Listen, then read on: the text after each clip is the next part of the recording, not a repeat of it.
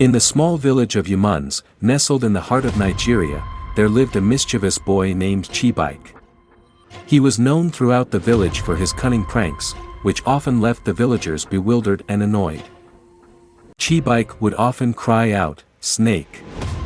Snake!" his voice piercing through the calm village air, claiming to have spotted a venomous serpent lurking in the village square.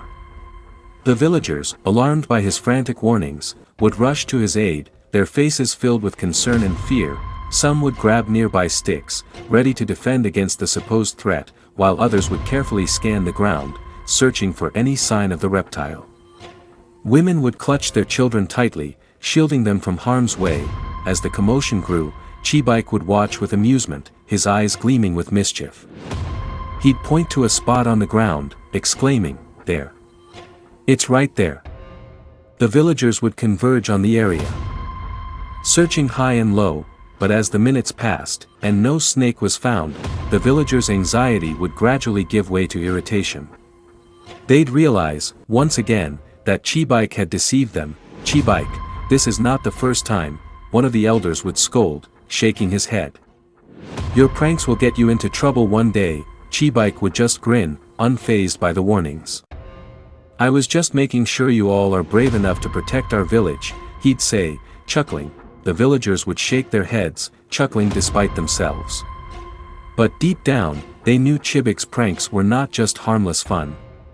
They were a sign of a larger problem, a problem that would one day have serious consequences. And so, the villagers would disperse, returning to their daily tasks, only to find no snake. Chibike would shout, "Fire! Fire!" at the top of his lungs, his voice echoing through the village streets. The villagers, alarmed by the urgency in his tone, would drop their daily activities and rush to the market, thinking the worst. Women would leave their cooking pots unattended, men would abandon their tools, and children would stop playing, all rushing to save their beloved market. As they approached the market, their faces would be etched with worry and fear. They would expect to see flames engulfing the thatched roofs, smoke billowing into the air, and destruction on a massive scale. But instead, they would find nothing, no flames, no smoke, no destruction. Just Chibike, standing in the center of the market, a sly grin spreading across his face. The villagers would look at each other, confused and annoyed, realizing they had been duped once again. "Where's the fire, Chibike?" they would ask, exasperated, and Chibike would burst into laughter, his eyes shining with mischief. "Gotcha!" he would exclaim, clearly entertained by his own prank. The villagers would shake their heads, chuckling despite themselves, only to find Chibike laughing at his own joke. Chibike would announce, his voice booming across the village, "The king is coming. The king is coming," claiming the village was to receive a royal visit. Excitement would ripple through the air as villagers dropped their daily tasks to gather around Chibike. "His Majesty will arrive tomorrow," Chibike would declare, a sly grin spreading across his face. "We must prepare a grand welcome." The villagers, eager to impress the monarch, would spring into action. Women would scrub the village square clean, while men would decorate the thatched roofs with colorful palm fronds. Children would practice traditional dances, and the elderly would prepare special delicacies. For days, the village would buzz with anticipation. The villagers would rehearse their greetings, polish their finest attire, and ready their gifts for the king. Chibike would watch with amusement, fueling their excitement with fabricated details. "This year, the king will bring gifts for every household," he'd exclaim. "The royal court will hold a feast in our honor," he'd claim. As the supposed arrival day dawned, the villagers would gather at the village entrance, dressed in their finest. They'd wait for hours, scanning the horizon for a glimpse of the royal procession, but as the sun began to set, and no royal entourage appeared, the villagers' excitement would gradually deflate. They'd realize, once again, that Chibike had deceived them. "Chibike, where is the king?" an elder would ask, disappointment etched on his face. Chibike would shrug, laughing. Perhaps His Majesty was delayed. The villagers would shake their heads, sighing in unison.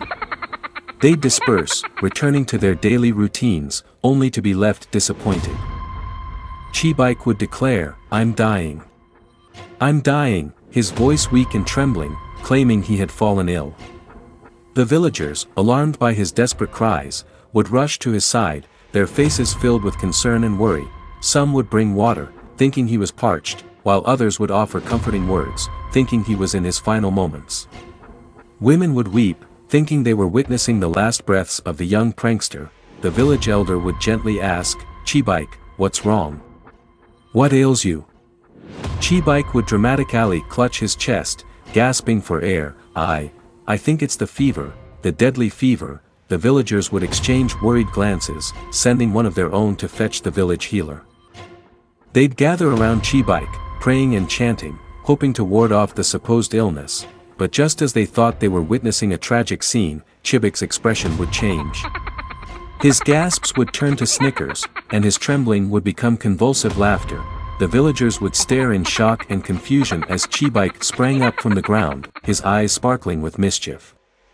"Gotcha," he'd exclaim, his laughter echoing through the village. The villagers would shake their heads, relieved but also irritated. "Chibike, this is not funny," they'd scold. "One day, your pranks will bring trouble." Chibike would just grin, unfazed by the warnings. "I'm just keeping things interesting around here," he'd say, chuckling, and with that, the villagers would disperse, shaking their heads in exasperation, only to find him jumping up, laughing. One fateful day, Chibike found himself in genuine trouble.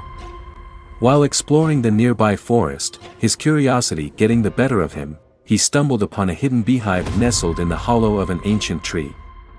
Unbeknownst to him, the hive was home to a swarm of fiercely protective bees.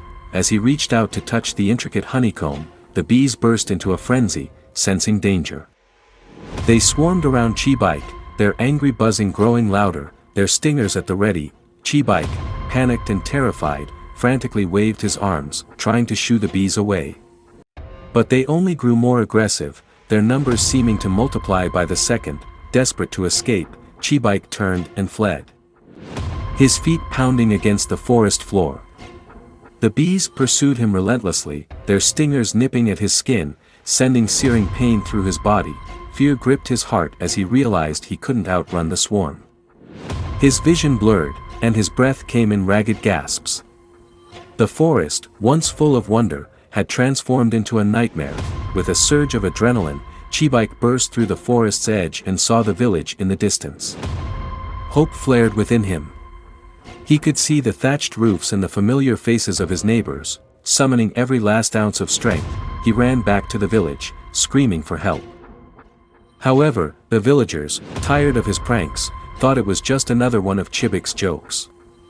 They ignored his cries for help, leaving him to face the bees alone. As the bees engulfed Chibike, his screams faded into the distance. The villagers, realizing too late that this time it was real, rushed to his aid. But it was too late. Chibike vanished into the forest, never to be seen again. The villagers were left wondering, was Chibike's disappearance a punishment for his pranks, or did he simply escape into the unknown?